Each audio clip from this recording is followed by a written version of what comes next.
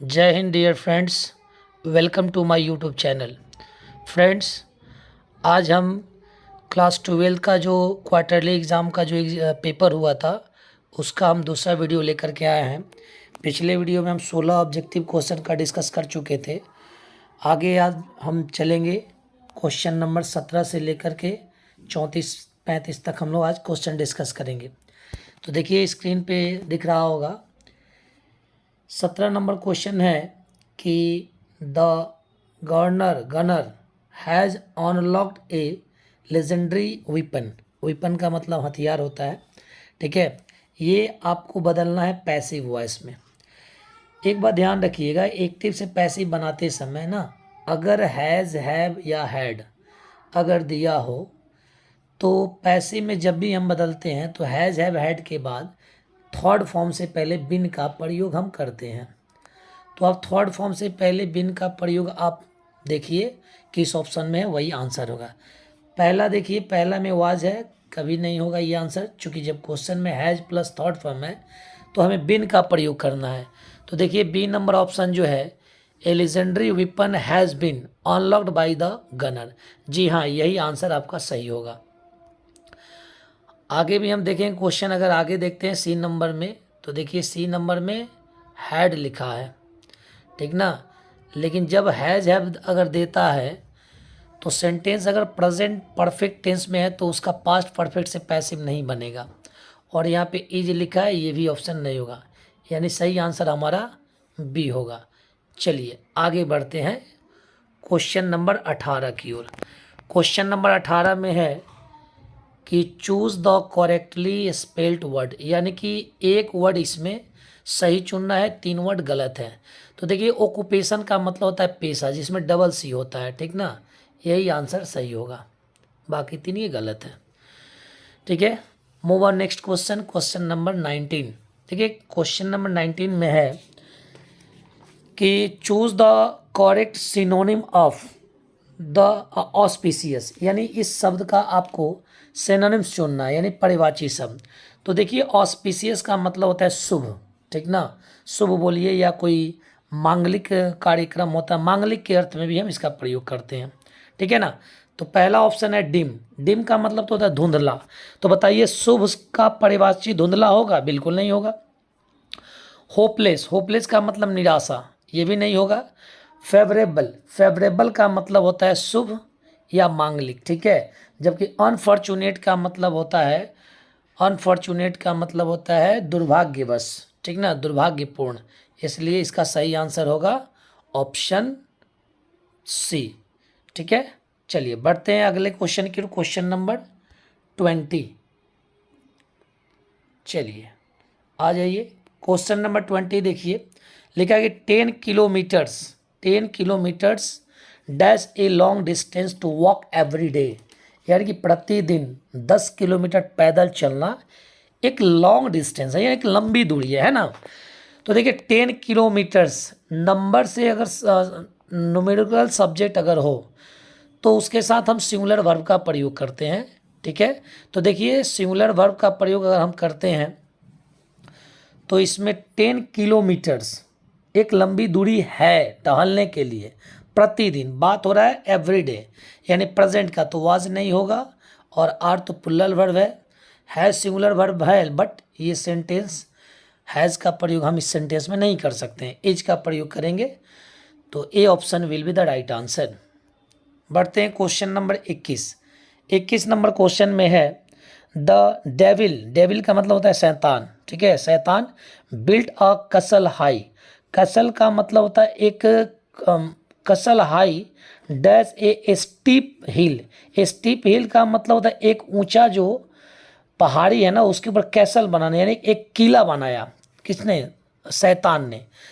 तो पहाड़ियों के ऊपर, एक खड़ी पहाड़ियों के ऊपर एक ऊंचा किला बनाया, तो उसके ऊपर के सेंस में हम एक क्रॉस का प्रयोग करेंगे, या फिर अपॉन का प्रयोग करेंगे, या ओवर का प्रयोग करेंगे, या अंडर का। अंडर का तो प्रयोग होगा नहीं, चूंकि ये नीचे के लिए होता है। अगर बात ऊपर की हो तो देखिए, यानी कि पहाड़ियों के ऊपर जो एक दूसरे से अस्पर्श ना हो, तो उस स्थिति में हम अपॉन का प्रयोग करेंगे।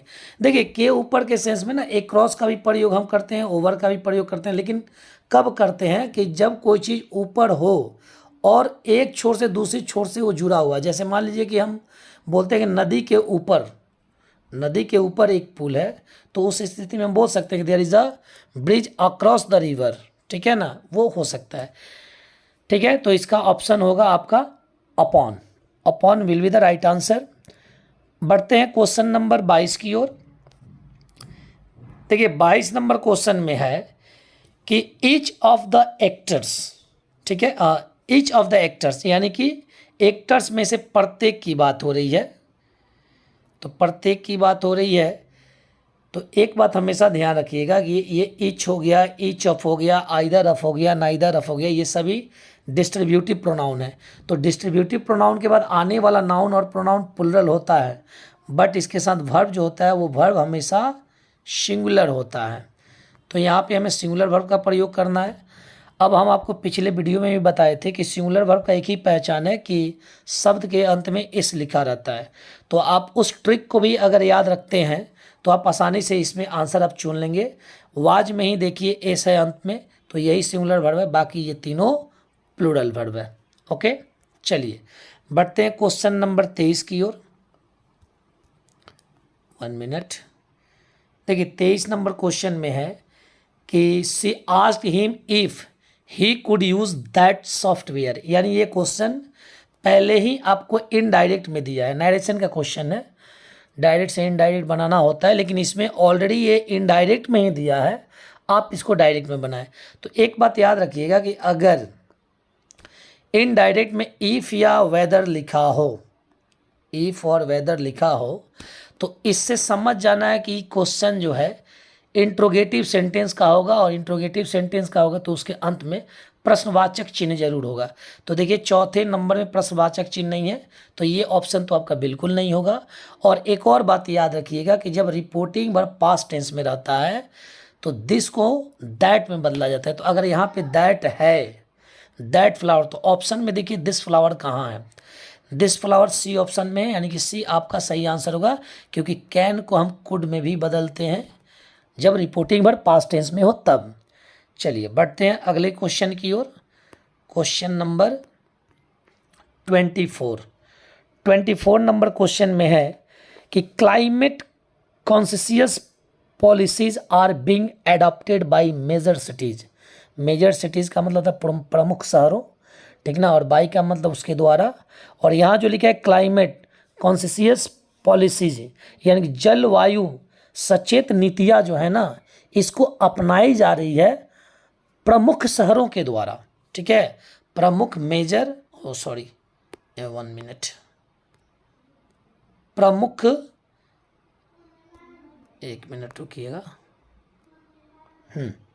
देखिए प्रमुख शहरों के द्वारा अपनाई जा रही है, क्या चीज़ अपनाई जा रही है, जलवायु, और जो सचेत नीतियां हैं, जलवायु यानी क्लाइमेट का मतलब क्या होता है, जलवायु, जलवायु सचेत जो नीतियां हैं वो अपनाई जा रही हैं। तो एक बात हमेशा ध्यान रखिएगा कि सेंटेंस अगर ऑलरेडी ये पैसिव में दिया हुआ है, चूँकि बीइंग प्लस थर्ड फॉर्म है, देखिए यहाँ, तो being plus third form active के V4 वाले सेंटेंस में होता है, यानी इस बीइंग को हम हटा करके एडॉप्ट में ईडी हटा करके इसमें आईएनजी जोड़ेंगे, एडॉप्टिंग, और बाई मेजर सिटीज है तो ये सब्जेक्ट बन जाएगा। अब उस अकॉर्डिंग आप ऑप्शन पहचानने का प्रयास कीजिए। देखिए मेजर सिटीज आर एडॉप्टिंग है, बिल्कुल सही। क्लाइमेट कॉन्शियस पॉलिसीज, ठीक है, आगे बढ़ते हैं। बाकी 3 जो ऑप्शन है देखिए उसमें कहीं आईएनजी नहीं लिखा हुआ है, यानी कि A option will be the right answer. A option जो है वो सही आंसर होगा। चलिए बढ़ते हैं अगले क्वेश्चन की ओर। Question number 25। क्वेश्चन नंबर 25 में देखिए, ये भी आपको एक्टिव से पैसिव बनाना है। एक्टिव से पैसिव बनाना है। क्वेश्चन लिखा है कि remote work trends have been embraced by the global workforce, यानी आजकल जो घर से रह के ही, यानी जो काम लोग कंपनी का काम घर बैठे ही काम कर लेते हैं, उस काम को हम रिमोट वर्क ट्रेंड्स बोलते हैं, ठीक है ना। जिस काम को आप घर से बैठ के ही आप कर देते हैं, दूर रह के भी काम किया जा सके, ठीक ना, तो उसका आज ट्रेंड जो है वो काफ़ी वैश्विक कार्यबल के द्वारा ये हो रहा है। तो आप क्या कीजिएगा, एक टिप से पैसे बनाना है तो पहले देखिए यहाँ पे जो ग्लोबल वर्कफोर्स है, तो ये आपका बाई के बाद लिखा है, तो ये ऑब्जेक्ट है, तो ये सब्जेक्ट बन जाएगा। सब्जेक्ट में देखिए सब में लिखा है द ग्लोबल वर्कफोर्स, सब में लिखा है, लेकिन आपको पहचानना क्या है, पीछे एक और क्वेश्चन हम लोगों ने पढ़ा था, वो एक्टिव से पैसिव बनाना था। तो हम बोले थे कि हैज़ हैव के बाद अगर एक्टिव में हैज़ हैव दिया है तो पैसिव में हम बिन लगाते हैं। तो देखिए वही यहाँ पे बिन दिया हुआ है, यानी ये सेंटेंस पैसिव में है, तो हम बिन को हटा करके देखेंगे हैज़ किस में लिखा हुआ है। तो देखिए यहाँ पे इज है, ये बिल्कुल नहीं होगा, इसमें इज हैज़ हैव कुछ नहीं दिया हुआ है, इसमें भी नहीं दिया है, यानी बी ऑप्शन जो है वो सही है। देखिए यहाँ पे हैज़ लिखा हुआ है, ठीक है। चलिए बढ़ते हैं अगले क्वेश्चन की ओर। क्वेश्चन नंबर 26 नंबर क्वेश्चन में है the new stadium is hosting. अब देखिए पीछे हम बताए थे कि जब ING लगा हो ना तो उसका पैसिव बनाते समय हम क्या लिखते हैं, बिंग प्लस थर्ड फॉर्म, ठीक है। अब आप being plus third form option देखिए, आप आंसर ढूंढ सकते हैं। देखिए इसमें है ऑप्शन बी में देखिए बिंग प्लस थर्ड फॉर्म है, ठीक है, यानी कि नया स्टेडियम जो है वो चैंपियनशिप फाइनल की मेज़बानी कर रहा है, ठीक है। तो बी ऑप्शन जो है वो सही आंसर है। बढ़ते हैं अगले क्वेश्चन की ओर। क्वेश्चन नंबर 27, देखिए 27 नंबर क्वेश्चन, ये नाइरेशन का क्वेश्चन है। अब देखिए नाइरेशन का क्वेश्चन है तो पीछे हम लोग एक इनडायरेक्ट से डायरेक्ट में बनाए थे और इसमें डायरेक्ट लिखा हुआ इनडायरेक्ट, तो हम उसमें बोले थे कि प्रश्नवाचक का चिन्ह होता है तो इफ़ का प्रयोग होता है। तो देखिए यहाँ पे इस ऑप्शन में देखिए आप, तो इफ़ यानी कि चारों ऑप्शन में इफ़ दिया हुआ है यहाँ, ठीक है, चारों ऑप्शन में इफ़ दिया है। तो हम इसको कैसे बनाएंगे, एक बात ध्यान रखेंगे कि यहाँ पे देखिए ING लिखा हुआ है, तो ING लिखा है तो हमको चाहिए बिंग प्लस थर्ड फॉर्म। अब बिंग प्लस थर्ड फॉर्म के अकॉर्डिंग आप देखिए कौन सा आंसर होगा, being plus third form, sorry being plus third form वो तो एक्टिव से पैसिव में होता है, बल्कि ये नाइरेशन का क्वेश्चन है। तो नाइरेशन में इज RM के बदले वाज वेयर का प्रयोग होता है, ठीक है। तो हम क्या करेंगे, द कोच आस्क्ड हर, ठीक है, the coach asked her, if लिख देंगे और ये जो यू है इसको हम सेकेंड पर्सन के अकॉर्डिंग बदलेंगे, यानी हर के अकॉर्डिंग बदलेंगे तो सी होगा। और यहाँ पे जो आर लिखा हुआ है इज RM को वाज वेयर में बदलेंगे, तो वाज वेयर हम ढूंढेंगे। ए ऑप्शन में इज लिखा है, होगा नहीं। बी में आपका हेड है, ये भी नहीं होगा। हाँ सी में देखिए वाज लिखा हुआ है, सी जो ऑप्शन है वही सही आंसर होगा। चलिए बढ़ते हैं अगले क्वेश्चन की ओर।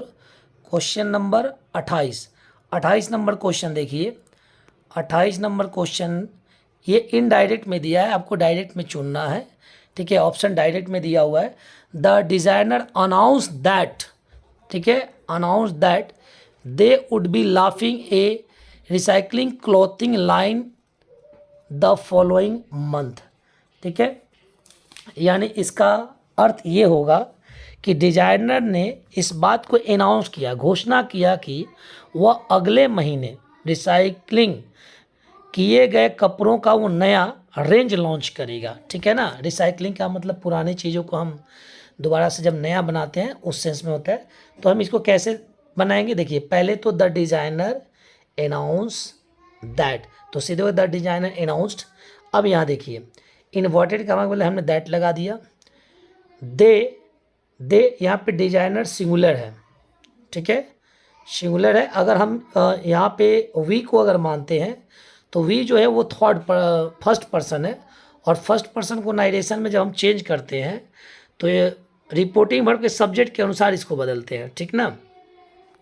और यहाँ पे जो वुड दिया है, विल के बदले हम वुड का प्रयोग करते हैं, ठीक है। और फॉलोइंग जो यहाँ लिखा हुआ है, फॉलोइंग को हम लिखते हैं द नेक्स्ट में, ठीक है, फॉलोइंग को हम द नेक्स्ट में लिखते हैं तो नेक्स्ट वाला ऑप्शन देखिए यहाँ पे लिखा हुआ है नेक्स्ट मंथ। बाकी जो 3 ऑप्शन है उसमें यहाँ देखिए यहाँ नेक्स्ट मंथ है, बट यहाँ विल को जो वुड में बदलना है वुड में नहीं बदला गया है, ठीक ना। तो हमारा सही आंसर होगा option D. D will be the right answer. बढ़ते हैं क्वेश्चन नंबर 29। एक मिनट, देखिए 29 नंबर क्वेश्चन है कि which of the following is a positive sentence. Positive sentence का मतलब कि सकारात्मक वाक्य जिसमें नेगेटिव बात ना हो। तो देखिए इसमें यहाँ डू नॉट लिखा है, ये तो नेगेटिव है। यहाँ पे नेवर है, ये भी नेगेटिव है। यहाँ नॉट है, ये भी नेगेटिव है। लेकिन हमको सेंटेंस क्या चाहिए, पॉजिटिव चाहिए। तो बी ऑप्शन जो है वो सही आंसर होगा। बढ़ते हैं अगले क्वेश्चन की ओर। क्वेश्चन नंबर 30 नंबर क्वेश्चन देखते हैं। 1 मिनट, देखिए 30 नंबर क्वेश्चन में है discard, choose the correct mean. Discard का सही अर्थ बताना है। तो पहला ऑप्शन है वीकेंड। वीकेंड का मतलब होता है कमज़ोर होना। एक वीकेंड ऐसे लिखा जाता है, एक ऐसे वीकेंड लिखा जाता है जो सप्ताह का जो अंतिम दिन होता है उसके लिए होता है। यहाँ पे WEE के नहीं बल्कि WEA के है, वीकेंड है, ठीक है। उसके बाद है स्ट्रेंथन्ड, ठीक है, इसका मतलब होता है मजबूत किया गया, ठीक है। लेकिन हमें इसका सही आंसर, डिस्कार्ड का मतलब क्या होता है, किसी चीज़ को छोड़ देना या त्यागना, ठीक है। तो उसके लिए होता है अबेंडन। अबेंडन का मतलब छोड़ देना या त्याग देना, ठीक है। तो option C will be the right answer. चलिए क्वेश्चन नंबर 31 देखते हैं। क्वेश्चन नंबर 31 में है द बेबी वोकअप, बच्चा जगाता है, ठीक है, बच्चा जगा। द डॉग बार्क लाउडली, यानी कुत्ते के तेज भौंकने से बच्चा जगा है। ये सेंटेंस को कंबाइन करना है, ठीक है। तो इसमें कारण दिखा रहा है कि बच्चा क्यों जगा, कुत्ते के भौंकने के कारण। तो because the dog bark loudly the baby woke up, यही आंसर होगा। चलिए क्वेश्चन नंबर 32 देखते हैं। 32 नंबर क्वेश्चन है कि वी वॉक्ड, यानी कि हम लोग टहलते गए dash the river until we reach the bridge, यानी जब तक हम लोग यानी ब्रिज पुल तक नहीं पहुँचे तब तक हम लोग पुल तक पहुँचने तक नदी के किनारे से होकर हम लोग गए। तो किसी किनारे या छोर से होकर जाने के लिए हम एलोंग का प्रयोग करते हैं, ठीक है। चलिए बढ़ते हैं क्वेश्चन नंबर 33 की ओर। 33 नंबर में देखिए लिखा है डैश हिमालयाज। तो हिमालय के पहले हम आर्टिकल द का प्रयोग करते हैं। द जो होगा वो सही आंसर होगा, ठीक है। इसका मतलब होगा कि हिमालय जो है नेवर फॉल, माने कभी असफल नहीं होता है। टू इंस्पायर, प्रेरित करने के लिए। एंड वंडर, यानी कि आश्चर्य और डर हो या भय हो, या हम बोल सकते हैं विस्मय, इन चीज़ों को कभी भी दूर करने में हिमालय असफल नहीं होता। तो इसका क्या मतलब हुआ कि हिमालय हमेशा लोगों को आश्चर्य और विस्मय से भर देता है, ठीक है ना। चलिए बढ़ते हैं क्वेश्चन नंबर 34 नंबर क्वेश्चन। देखिए इसमें सिनोनिम बताना है। आउटलैंडिश का मतलब होता है विचित्र, अनोखा, ठीक है। तो इसका सही आंसर क्या होगा, देखिए टाइपिकली का मतलब होता है सामान्य, ऑर्डिनरी का मतलब होता है साधारण, स्टैंडर्ड का मतलब होता है मानक, और अनयूजुअल का मतलब होता है अजीब गरीब, ठीक ना, अजीबो गरीब, ठीक ना। तो यही होगा आउटलैंडिश का सही ऑप्शन, अनयूजुअल होगा, ठीक है। ठीक है फ्रेंड्स, मिलते हैं अगले वीडियो में। इसके बाद का जो 36 क्वेश्चन जो बचा हुआ है हम अगले वीडियो में अपलोड करेंगे। तब तक के लिए जय हिंद, जय Bharat, take care, have a good day.